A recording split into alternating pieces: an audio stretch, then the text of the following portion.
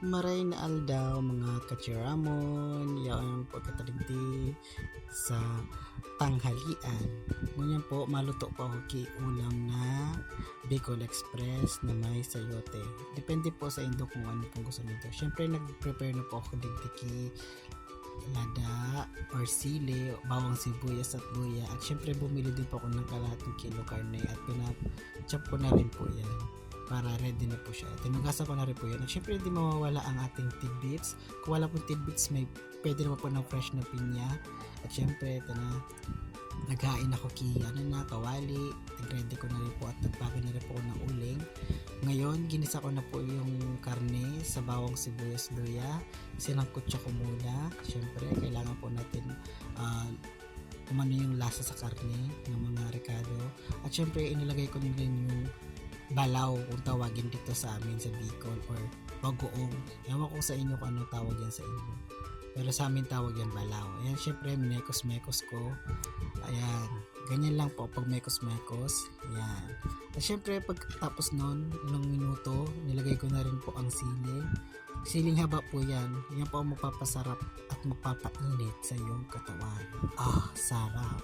Syempre, yan po ang depende po sa inyo kung gaano karami ang lalagay ng sili. At syempre hindi mawawala ang unang piga ng gata. Pero may mga nabibili rin po na ready na pong gata. Ayan, paunang piga po yan gata. Syempre pakulo lang ng konti. Hintayin po natin na mabawas po yung sabaw niya. Ayan, hintayin lang po natin.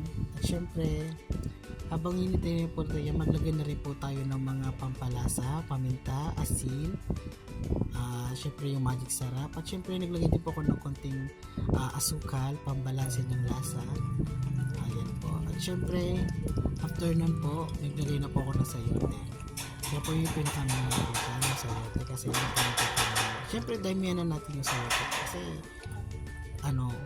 konti lang kakain. At syempre, konting kulo, lagyan na natin yung tidbits or kung walang tidbits, gaya na sinabi ko kanina, pineapple na fresh, pwede rin po. Hiwain na naman pag ganyan po. Syempre ganyan, mekos-mekos ko ulit. Ganyan. Diba? Amoy pa lang, sobrang sarap na. Padami ka talaga ng kain. Sobrang sarap talaga. Syempre, tikiman time. Maraming salamat sa panonood at syempre